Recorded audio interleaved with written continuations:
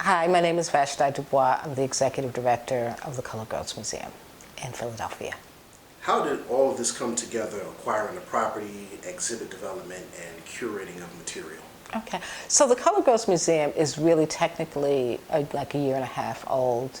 We opened as in the Fringe Arts Festival in 2015 as a show, not as a museum. We were really testing the idea of a Colored Girls Museum, but we were not at all like ready or prepared to do that. This is my house. I've lived here for 16 years. My youngest son went off to college this year, and we had done one other house show before, so I knew that the space could perform as a performance exhibit space, and we gave it a shot in 2015. And so the curator for the Colored Girls Museum is Michael Clemens. He's a longtime friend of mine. He's a visual artist, he's a painter, as well as a ceramic artist, and he is a museum geek. So I knew that, and we've worked together before on an exhibit, Eviction Proof Peep Show Home, so I knew that he would be a more than capable curator for the Colored Girls Museum. And the associate director is Ian Friday, also a longtime friend. We went to college together, and we curated, not visually, several showcases and shows in college, but also once we returned to New York City. We're both performing artists, geek types. He's a music producer and a DJ, and so sort of our love of the performance art on all of these platforms brought the three of us together to be able to create what is now known as the Colored Girls Museum. Question for you. So, what should young colored girls walk away with after visiting and experiencing the Colored Girls Museum? Well, the Colored Girls Museum, what we hope is that colored girls from 0 to 100 and whatever walk away with, I don't know, many things, but among them just a sense of how our ordinary existence in this world is really so important, and our celebration of our ordinary accomplishments, our ordinary stories, our friendships, the things, the physical things, the artifacts, the articles, the art, the things that are important to us are important because we say that they're important. And what I hope, I believe that what we all hope, is that the Colored Girls Museum is really the beginning of a conversation to the colored girl herself and her community of accomplices, that our experiences and stories matter, and that we don't need to have climbed Mount Olympus to have a place of honor and celebration for who we are and what we've contributed to the world community. Okay. Tell us about some of the feedback that you've received. Well, the feedback has been extraordinary, and like I said, you know, sometimes I really wanted to create a Colored Girls Museum, and as a concept, it's something that I've wanted to do for a very long time, since I was a sophomore in college, which was a while ago. It didn't have this name, and I didn't have a thought about a form for it, but you know, the idea that there should be public monument to colored girls. So much of our history is not documented. So much of our history is hidden. So much of our history is sort of glossed over. I mean, we talk a great deal about, you know, gentrification. There's a lot of, you know, sort of like anger and discord around that. But one of the principal things that is of concern to me is the erasure of our community and spaces of leadership that are occupied by colored girls and her community members. And so when communities are taken over, we lose that. How can a monument like this, how can a public monument like this, how can a Colored Girls Museum really begin to, in a sense, you know, re-engineer what we think of intentional communities, really place that power of building community in the hands of the community that is indigenous to the places, which are so often really just like taken away from us. Okay. If you could briefly tell us about some of the exhibits and programs that the Colored Girl Museums host. Sure. So some of so this year, for the first time, the Colored Girls Museum, in partnership with the Young Playwrights Festival, did something called Performing Identities. And Performing Identities is a collaboration between our two organizations, which really seeks to find the colored girl history in Germantown. Germantown, Philadelphia houses 16 historic houses, which is a lot. Which documents various parts of Germantown history. Johnson House is among one of those homes. And our idea was to bring in high school age girls and to have them do sort of like a Where's Waldo project, really beginning as a starting point, beginning at looking at those historic homes and trying to understand where the colored girl history, which isn't prominent in those houses, like where is the colored girl in the history of Germantown? And where might we begin to discover her if we really dig into those houses? In terms of our exhibits, this is we're getting ready to move into our third exhibit. Our first exhibit was the Colored Girls Museum Open for Business, which is our very first one in fall of 2015.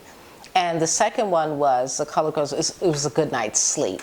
And a good night's sleep, part one, is really an exhibit which was asking the question of our artists and community members, like, when does the colored girl get a good night's sleep? What's keeping her awake at night, and how can we help her get to sleep?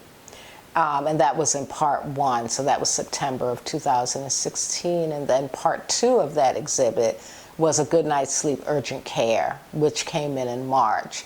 And so we went deeper into that discussion because there was a new presidency, and while we weren't getting sleep before, there's really evidence that we were going to be getting a lot less sleep as we worried about all kinds of things, like what was happening to the voting rights laws, what was happening in healthcare, what's happening in education. And so the Colored Girls Museum really wanted to make ourselves available to have a deeper conversation about that. And now for fall of 2017, the current show coming in is Urgent Care, a Social Care Experience, where we began this process with a good night's sleep, but we'll go deeper into really transforming each of the spaces in the Colored Girls Museum into a space that you might find in an emergency room or urgent care facility. So each room will be asking artists to tell the story, to tell a story that they want to tell about what those spaces can offer in terms of this social care experience. And so, you know, the entry room, which is will be the reception area, and then you can go to the third floor and you'll be in our triage suite, and then you'll be able to go to our exam suite, and we'll go to our recovery suite or our healing suite. But the idea is that the artists who are curating or whose work is dominating those spaces, they're really telling us their own story about how they would create a system, a whole health system that's really thinking about the colored girl. And so those are our exhibits right now. Okay.